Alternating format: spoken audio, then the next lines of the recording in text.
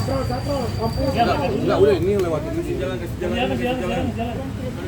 Minggir dulu, Willy, minggir dulu.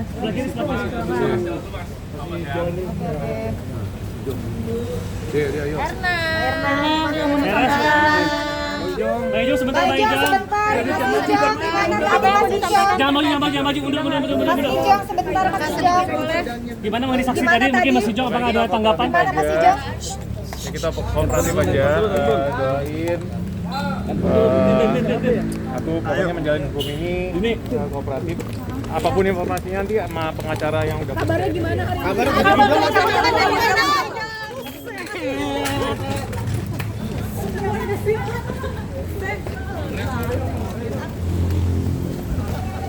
Untuk saksinya sendiri, Bang.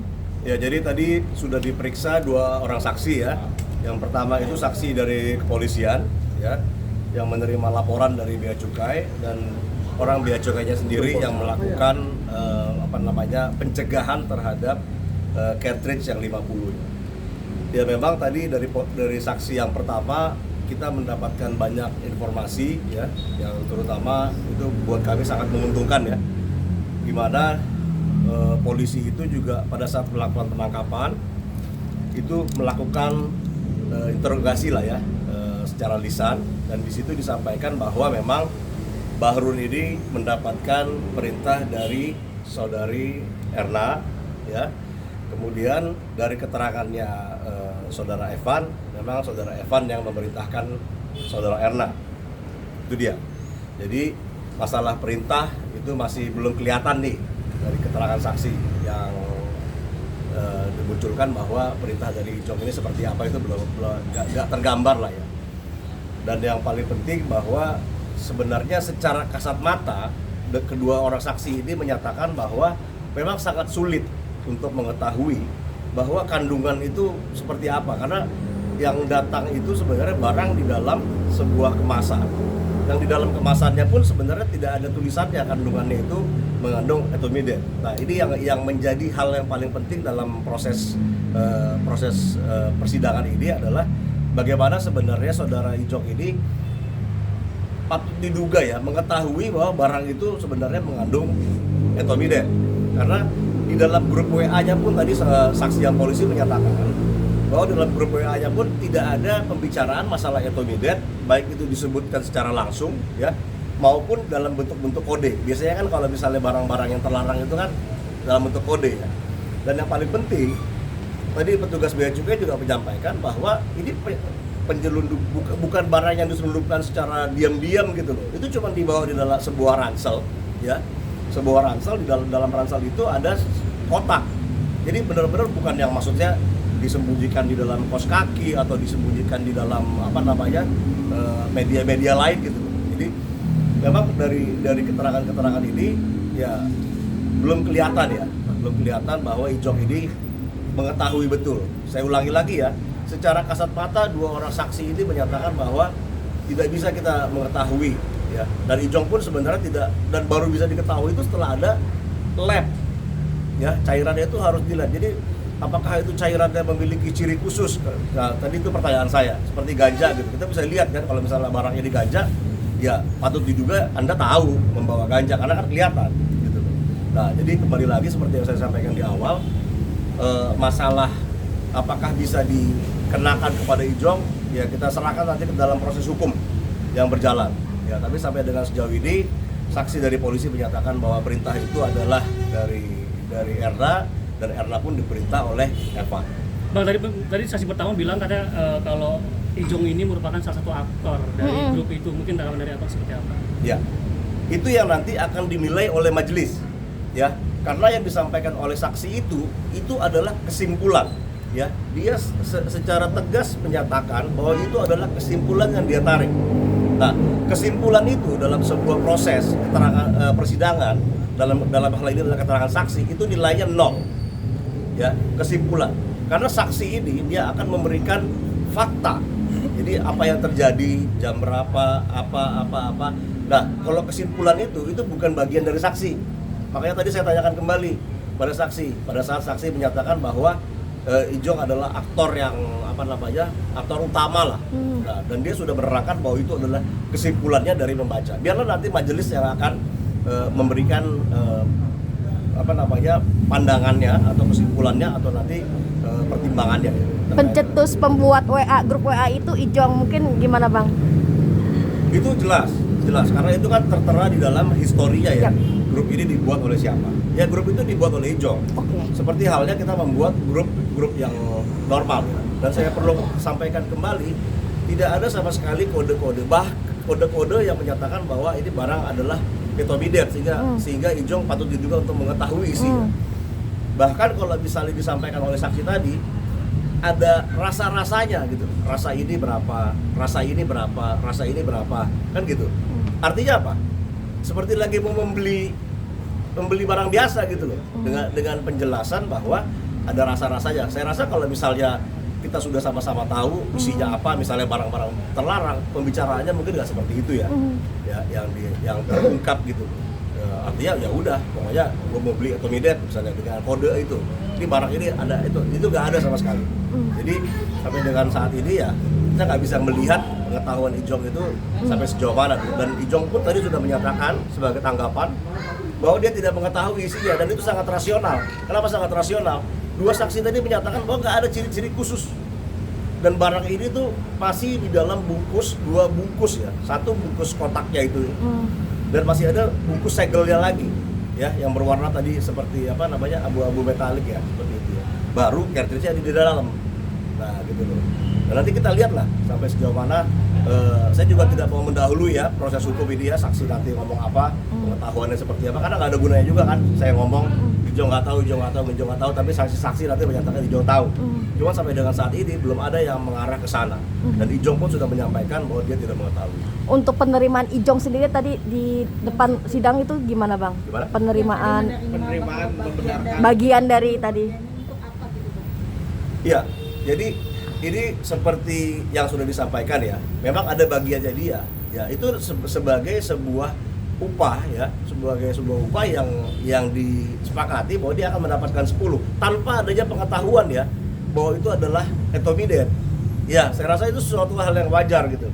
Kalau misalnya kita melakukan sesuatu untuk seseorang untuk mendapatkan reward. Ya, itu lumrah itu. Cuman yang paling penting sekarang adalah bagaimana jaksa nanti bisa membuktikan bahwa Ijong ini mengetahui betul bahwa barang itu mengandung etomiden.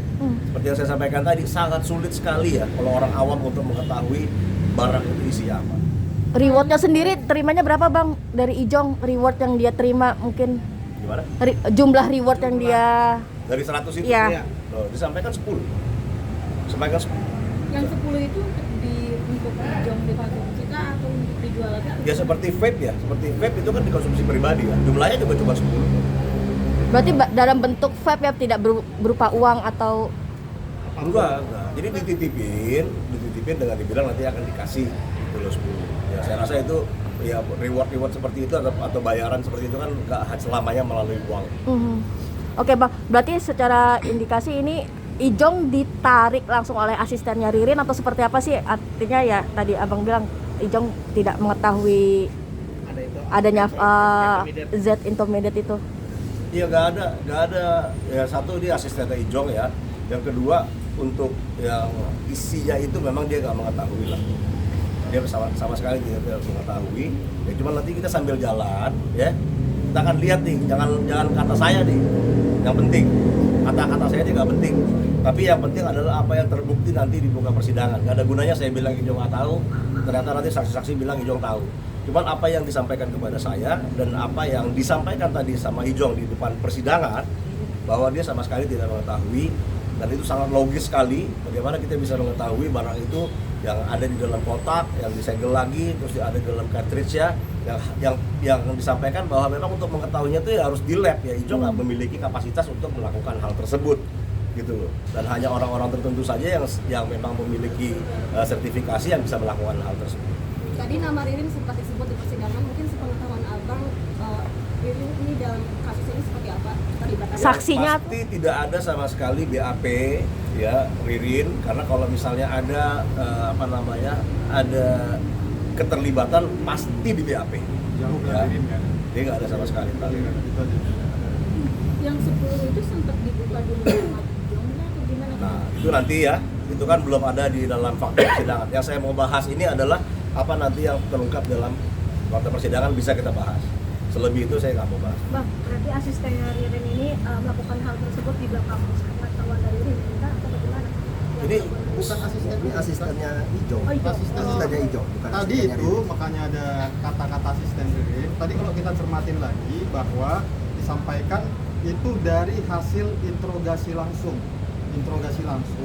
yang menyatakan bahwa ini adalah, itu pun dibilang ini adalah asistennya Ijong. Jadi ini kesering bareng gitu. Jadi mungkin ada mispersepsi di situ karena sering bareng. Ijong dan Ririn disampaikan juga ini asisten keduanya, banyak juga yang beredar begitu, asisten Ririn, asisten Ijong, asisten keduanya. Cuman kami konfirmasi dan pastikan di sini nggak ada hubungannya sama Ririn sama sekali, termasuk asistennya. Ini pure Ijong yang mempekerjakan. Ya. Oh. Bang, mungkin update kondisi Ijong sudah sehat? Apa masih bolak-balik check up? Sakit atau bagaimana Bang? Untuk bolak-balik check up sih untuk saat ini sudah tidak ya.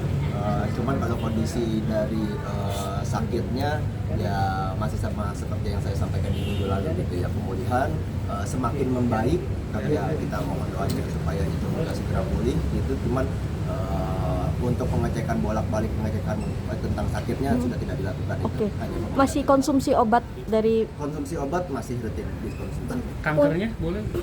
Gimana mungkin?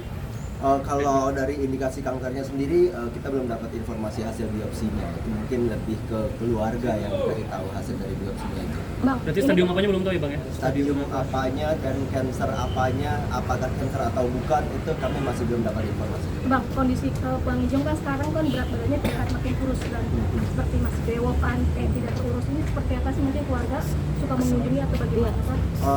Keluarga mengunjungi dan berkomunikasi dengan kita tentunya pasti, cuman kondisi Ijong yang semakin kurus atau berewokan itu ya dari Ijongnya sendiri, cara makannya dan mungkin penampilannya gitu. Saya nggak bisa menanggapi kenapa brewok atau kurus gitu, yang namanya menjalani proses hukum. Mungkin ya itu bagian dari yang harus dijalani dan kondisi dari badannya sendiri. berarti mengalami stres nggak sih Bang di dalam psikas ya? Stres. Tentunya karena Ijong ini pertama kali menghadapi proses hukum dan sebagai terdakwa ya pasti ada tekanan dan pukulan lah dari dalam dirinya gitu. Apalagi dia kan yang nggak pernah tersandung dengan kasus seperti narkotika atau obat keras seperti ini, dan ini yang pertama gitu. Pasti ada. Sudah ketemu anak-anaknya atau? Kalau bertemu sampai saat ini saya belum dapat informasi Ijong udah bertemu anak-anaknya gitu ya.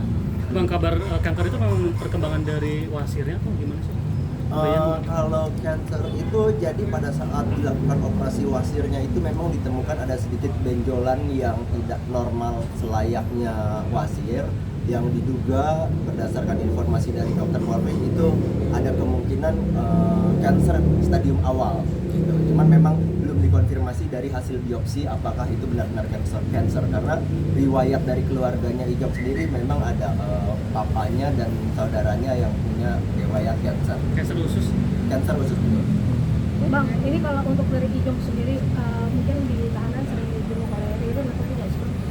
Ririn pernah menjenguk dan memberikan support melalui kami tim kuasa hukum tentunya ya, dan tapi apakah intensitasnya sering atau tidak ya standar aja, sudah menjenguk dan tetap komunikasi ke Ijong melalui kami.